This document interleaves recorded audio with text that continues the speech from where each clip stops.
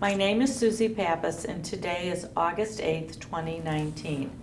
I'm interviewing Barbara Horowitz at the Max M. Fisher Federation Building in Bloomfield Hills, Michigan. This interview is being recorded as part of the Women in Leadership Oral History Project. Do you give permission to the Leonard N. Simons Jewish Community Archives to publish, duplicate, or otherwise use this recording for educational purposes and for use as deemed appropriate by the archives? Yes.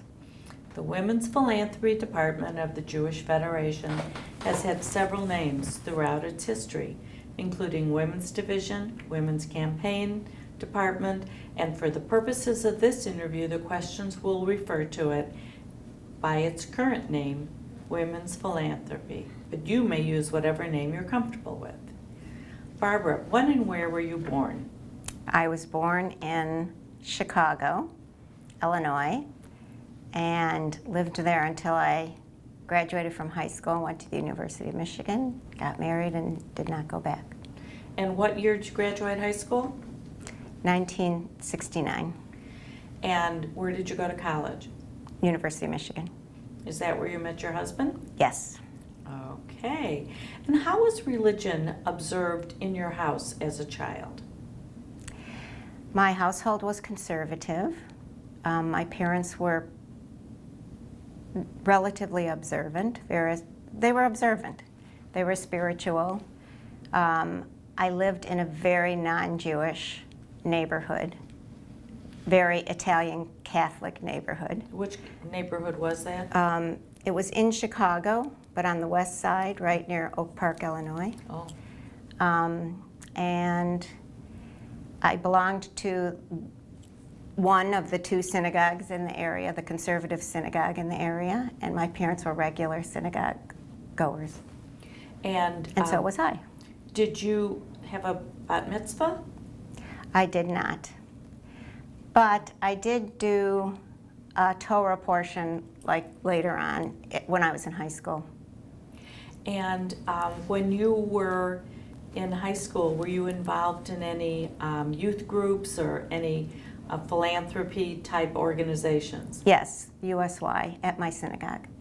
How involved were you? Very. It was important to you. I was an officer. I was very involved. So, what kind of philanthropic activities did your parents do? My parents were contributors to Federation. My grandmother was in the Jewish home that was part of the Federation. They were very active in their synagogue, volunteered a lot in their synagogue. Do you have brothers and sisters? I have one brother. He's older. Okay. And how and when did you first become involved? Well, first of all, before we get to that, tell us how you ended up in Detroit. So I went to the University of Michigan. I married a man whose father was in business in Detroit, Michael Horowitz. And Michael went into that business for a short time before it closed. And so I got married right out of college, and we moved to Detroit, which was where the business was. Did you think that you would spend your life in Detroit? I didn't think about it, I think. Okay. So when and how did you first become involved with Federation? So my entry into Federation was through the agencies. I was very active in, my kids were very active in BBYO, so I became a board member and very active in that. Then subsequently, my third child he was in the first graduating class of the Jewish Academy, and I became on the board of that. Then I was at some point asked to be on the board of the Jewish Home for Aging Services when it was going through a lot of issues at the time. And after I became president of BBYO, and after that I was looking for a meaningful way to continue my charitable participation in the community. And fortunately, I kept being asked by Women's Department, it was called at the time, to do various leadership positions until I finally worked my way up to campaign chair. Well, let's go back and tell us what some of the positions that you did in Women's Department. Do you remember? I participated in campaign many times. I was, boy, I don't remember. Okay. I was definitely on the vice president's council, or whatever it called at the time. So there were like 3 or 4 vice presidents, and I was one of them. I was the liaison to the Board of Governors, which I found really interesting. And then I was, Go ahead. after years of doing those kinds of things, and I also felt part of Federation when I was working at the agencies, because they're Absolutely. agencies of the Federation. Who were the leaders of Women's Department when you were involved? I think, Susie, you were the president when I first started to switch from BBYO to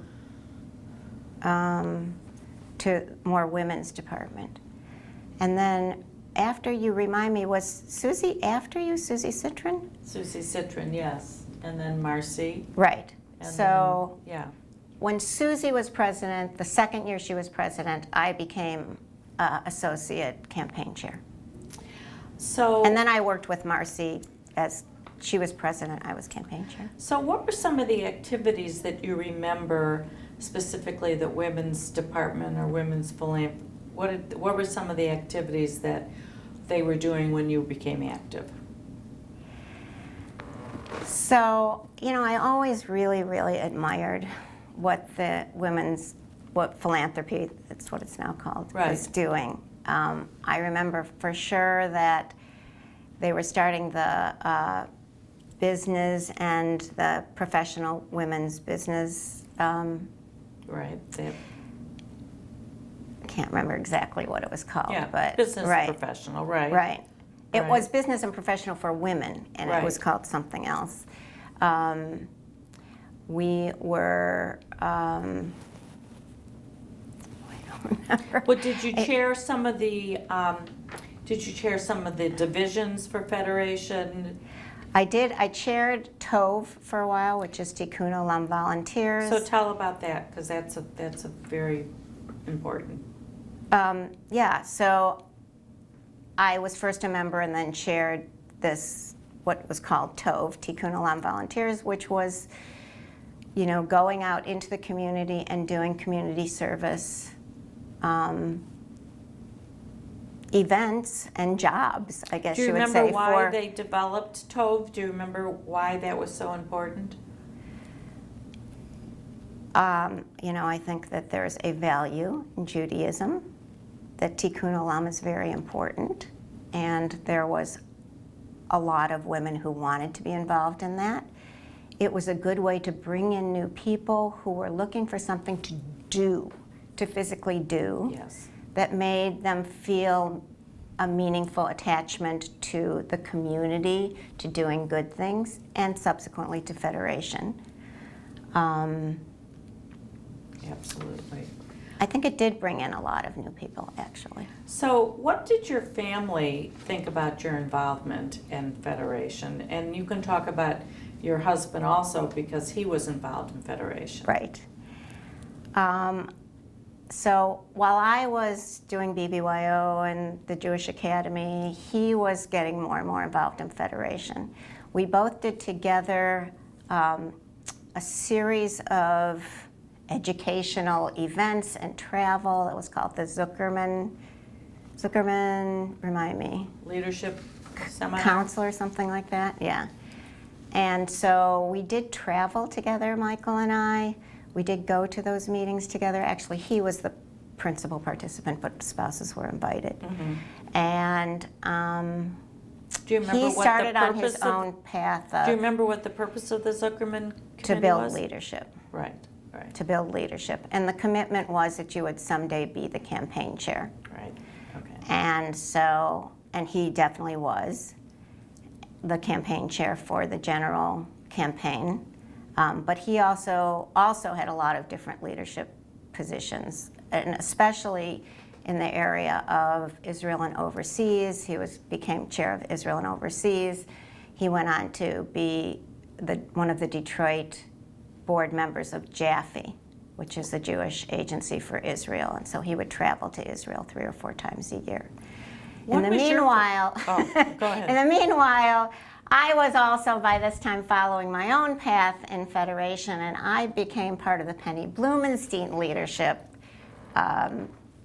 Conference, or whatever it was called. Yeah. And that was, again, a similar thing, where there was multiple different educational events and leadership sort of training, and I did eventually become campaign chair of Women's Philanthropy. So what did your family think of the involvement of you and your husband in Federation? I think that we felt that this was a great example for our kids.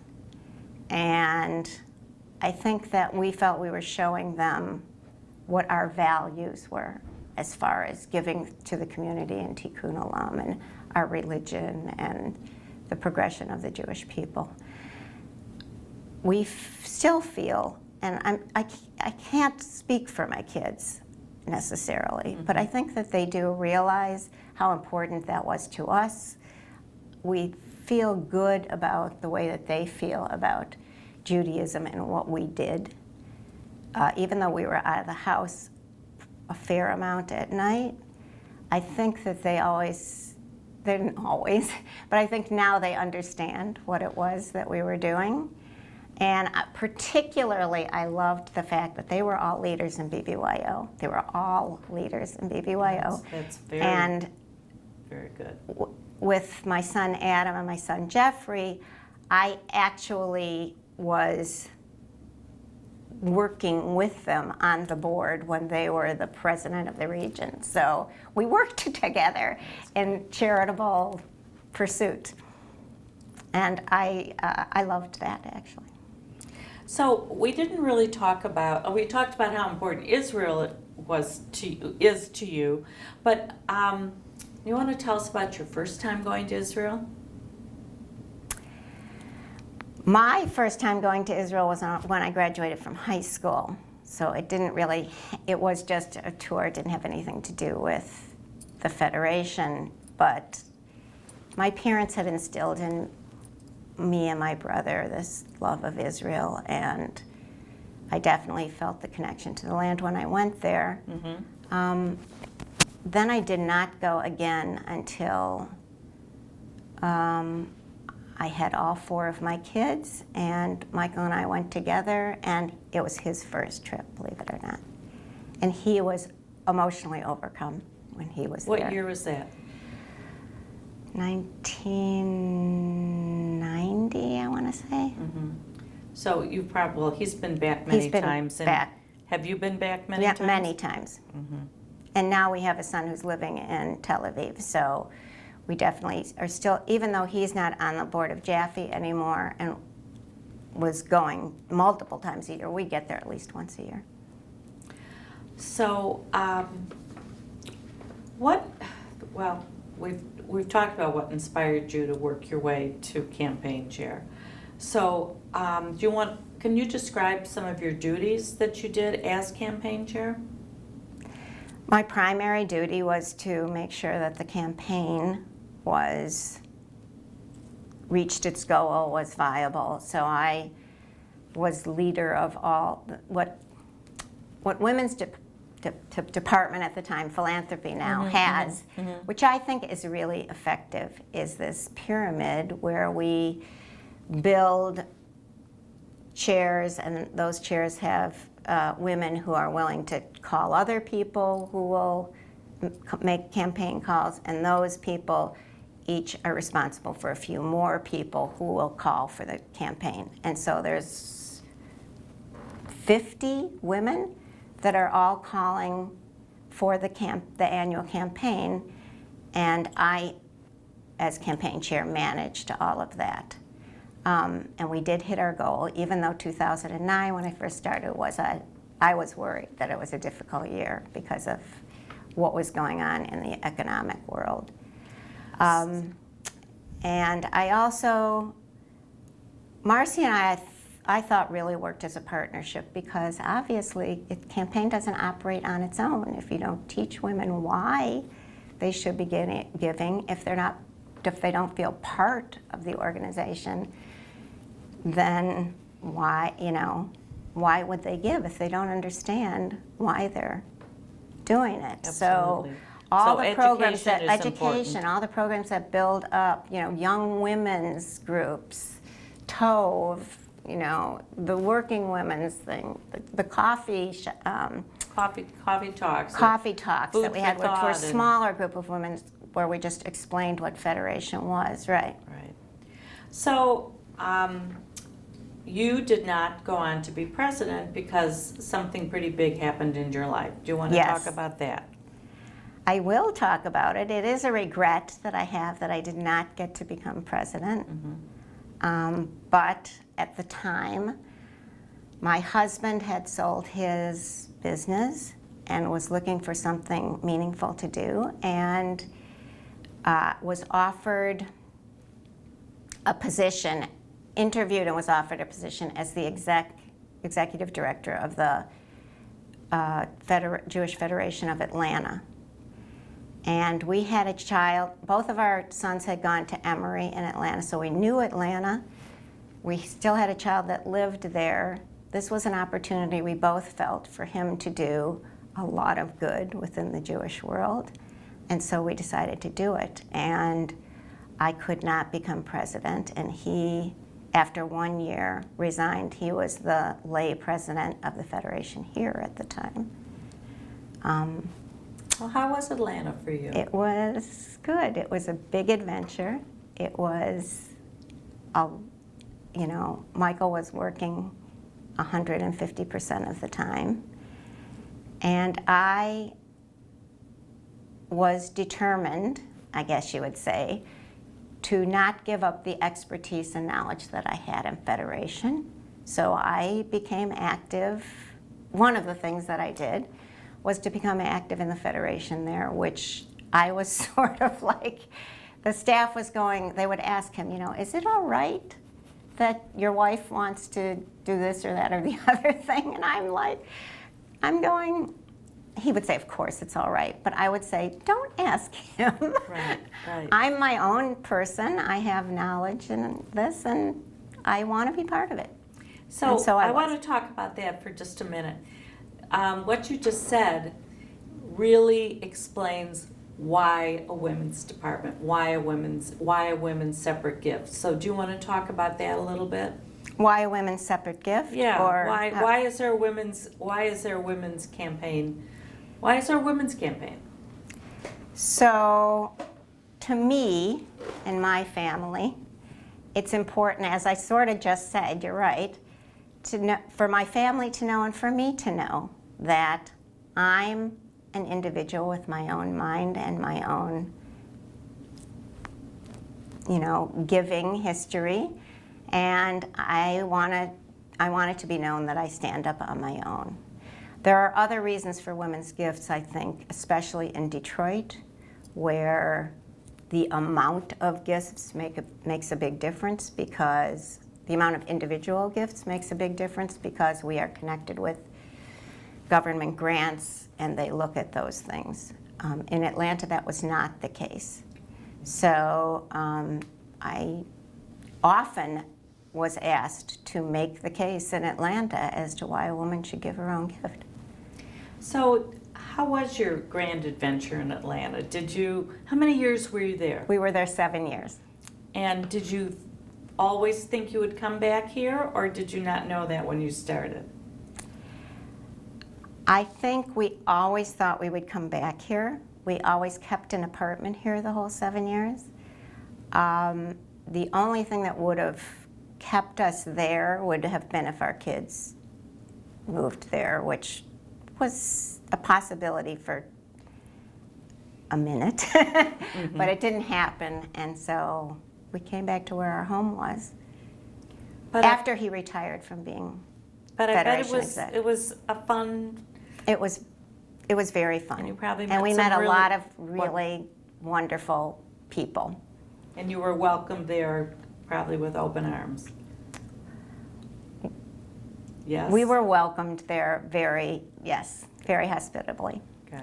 You know, it's hard when you move to a new city where Michael's working all the time and I had to make my way, but I did. And there were wonderful women who were willing to open themselves up, even though, I don't have to tell you, you know, they had a lot of other friends. They didn't need any new friends, but I did. It's a great growing experience for you, isn't it? Or was it? It was. Yes. It was. So what skills do you think make for a good leader? That's a tough one, I think. I never thought of myself as a leader. I never liked public speaking. I always thought I was pretty quiet, believe that or not. But I think if you have a passion for something and you want to participate in it, and you keep saying yes when people ask you to do something, that you develop the skills. I mean, many times I think you develop the skills that you need to be inspirational, and I think that's, if anything, I hope that's where my leadership, you know, expertise, quality comes from. So what are your hopes for women's department in the future, women's philanthropy in the future? My hopes for women's philanthropy and the Jewish Federation, I think, are all tied into my hopes for the Jewish people. Federation is a complicated organization. It's got lots of agencies. People get confused about what it does, and I think the more we can explain, educate people on, you know, what Federation is, what it's doing, why it's so necessary to have it, why there needs to be some central organization, that if people understand that will ensure, I think, the future for the Jewish community. So is there anything we haven't covered that you would like to add as far as your communal work here or in Atlanta? Is there anything more you would like to talk about? I just would like to say that I'm thankful for being given the opportunity to do all the things I've done for this community. I really feel like they were meaningful. And I feel like they, for me personally, you know, it always goes both ways. Always goes both ways. I learned a lot. I made great friends. I did things I never thought I would be able to do. And I hope in return, you know, I did a lot of good for the community. Thank you.